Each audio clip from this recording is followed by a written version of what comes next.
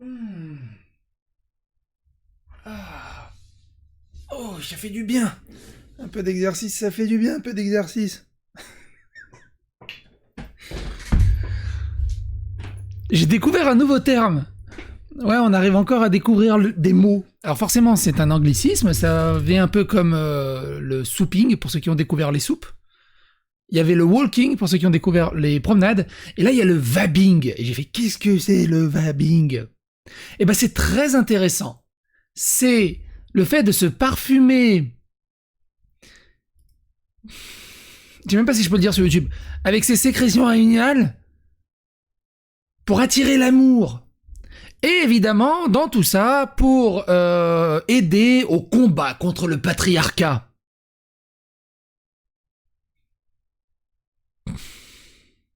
Ça existe?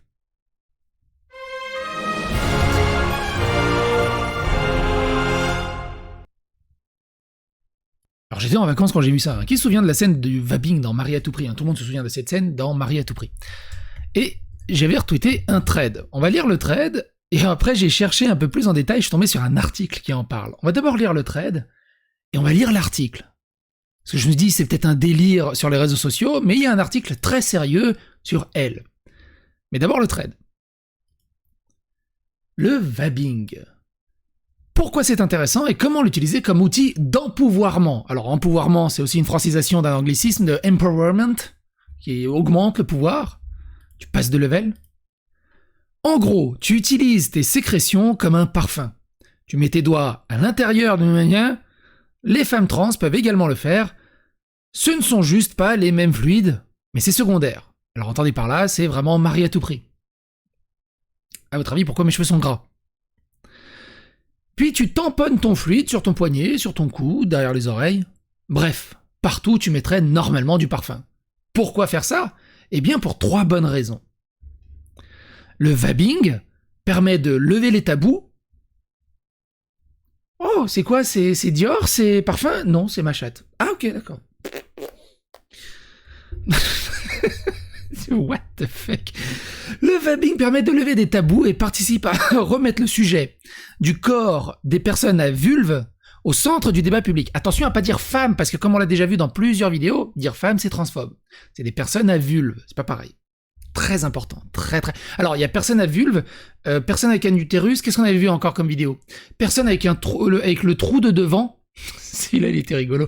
Alors, c'était à moitié rigolo parce que c'était un hôpital, c'était des médecins qui appelaient les patients avec un trou de devant à se présenter, blablabla.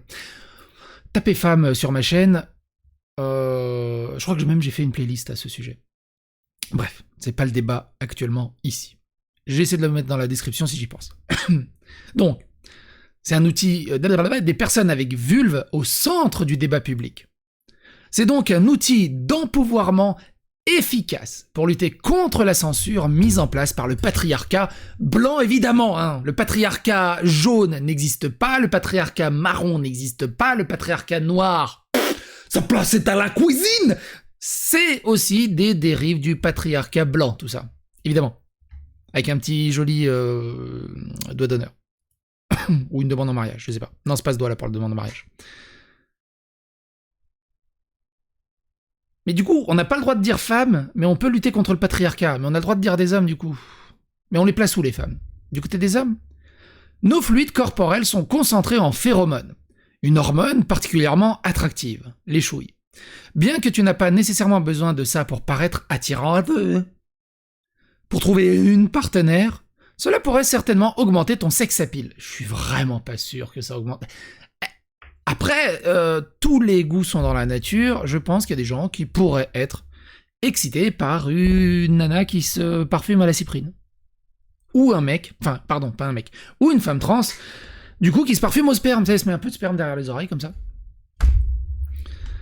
Le vabbing est une pratique ancestrale qui semblait être utilisée par les populations les plus anciennes. Tu t'es pas demandé, c'est peut-être pour ça qu'elles ont disparu? Ça participe donc à contrer l'argumentaire réactionnaire et ou patriarcal qui consiste à tout ramener aux racines et à la nature en pleurant avec dégoût sur tout ce qui est nouveau. Mais du coup, tu sais que c'est historique et c'est racines et c'est la nature aussi, l'homme et la femme depuis que le monde existe. Pourquoi, du coup, d'un coup, renier ça alors que ça fait des siècles et des millénaires que c'est là? Quelques petits rappels concernant la pratique du vabbing. Il faut avoir une hygiène relativement correcte. J'aurais dit une bonne hygiène, voire même très correcte. Non, relativement, ça va. Tu peux en faire une raclette avec ce qui reste. Une hygiène relativement correcte car les bactéries pourraient se propager sur la peau et provoquer des infections. Le vabbing est faisable en période de règles.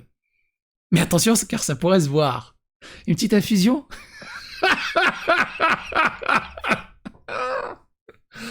Oh mon dieu. Suite au raid de fachos dans mon thread, alors évidemment, c'est des fachos, hein, ceux qui critiquent. Évidemment. Les gros fachos, hydratez-vous. Et alors, je sais pas c'est quoi ce symbole. Vernis à ongles. Ah ok, elle se met du vernis à ongles. On vous voit pas dans la vraie vie. Alors, on voit pas les fachos dans la vraie vie. On est d'accord, on voit pas des gens comme ça aussi dans la vraie vie, ils existent pas non plus. On avance dans nos luttes, c'est tout. Donc sa lutte, c'est de se mettre des doigts et de se les tamponner derrière l'oreille. Grosse lutte. Toutes les symboliques visant à l'empowerment, ah d'un coup on oublie le terme francisé, même novatrices, ou un peu drôles comme celle-ci, sont bonnes à prendre. C'est ouf. C'est ouf. Je suis pas convaincu. Convaincu UE. Sinon t'es facho ou fachotte. Ah d'ailleurs fachotte ça se dit. Golden shower it's better. C'est vrai qu'une bonne golden shower. Eh, une two girl one cup. Ça marche aussi. C'est une super idée, dommage que j'ai pas de vagin. C'est parce que t'es transphobe, Martin. Peut-on me donner le lien entre le parfum à la vulve et le fait de recentrer le débat? Non, parce que se dire elle sent bon avec son parfum vulve en rut et débattre n'a strictement aucun rapport. Ouais, mais dans débattre, il y a débat. Et dans débat, il y a ébat. Ça marche avec le sperme, c'est pour un ami. Bonjour, non. Alors c'est faux, elle le dit elle-même. Les femmes trans peuvent marcher aussi, c'est quasiment pareil. Donc, Pantera, tu es transphobe. Parce qu'elle le dit là. Je sais plus où, mais vous l'avez vu. Je suis pas spécialisé, mais je suis pas sûr que ça amplifie la perception de tes phéromones par les autres. Par les chiens, de la casse comme dirait. Transphobe, ça commence. Ça te fait marrer, la transphobie?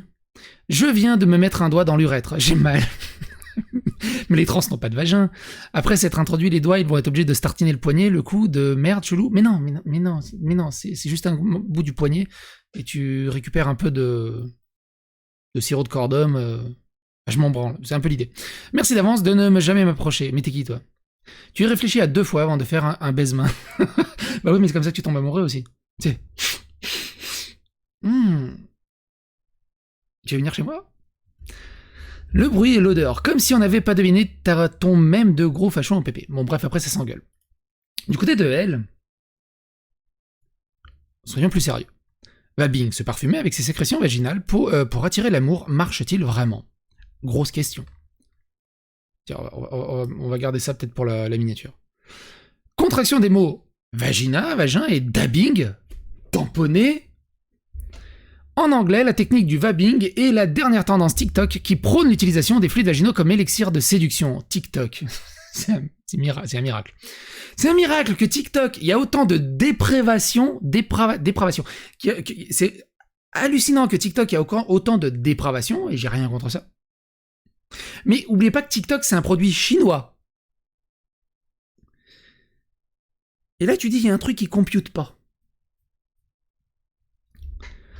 Sur les réseaux sociaux, plusieurs vidéos accumulant des centaines de milliers de vues font l'éloge de techniques ayant recours aux phéromones pour attirer l'amour. Bon, je sais ce que je vais faire dans ma prochaine vidéo TikTok. Parmi elles, celle sur le vabbing rencontre un franc succès. Par contre, faut que j'en parle à ma femme avant.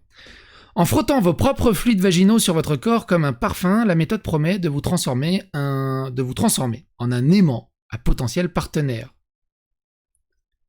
Comment vape-t-on?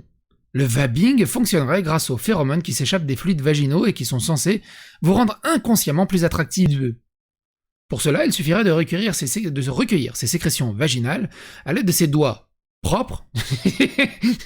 Ils sont obligés de le préciser. Ou d'un coton-tige, ou d'un gars de ceinture, ça marche aussi.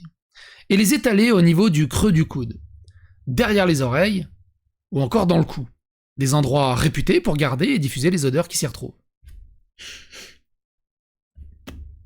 Moi, c'est sous les bras, généralement, que les odeurs restent et s'y retrouvent. Bien que loufoque et de prime abord peu hygiénique, la méthode a recueilli près de 680 000 vues sur TikTok, dont de nombreuses femmes adeptes vantant les mérites du parfum vaginal. Alors, le parfum vaginal, là, ils font référence à Gwyneth Paltrow, et on a fait une vidéo dessus. Alors, comment j'ai tapé Gwyneth? Ouais, je l'ai bien tapé.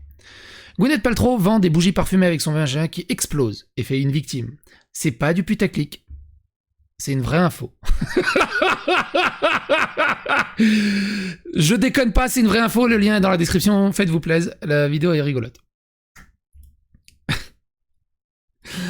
L'une d'entre elles, Mandy Lee, affirme « Je vous jure que si vous vabez, vous allez attirer les gens comme par exemple un date, un coup d'un soir, ou alors on vous offrira des boissons gratuites toute la nuit. » Par contre, pour faire une vie de famille, ça va être plus compliqué.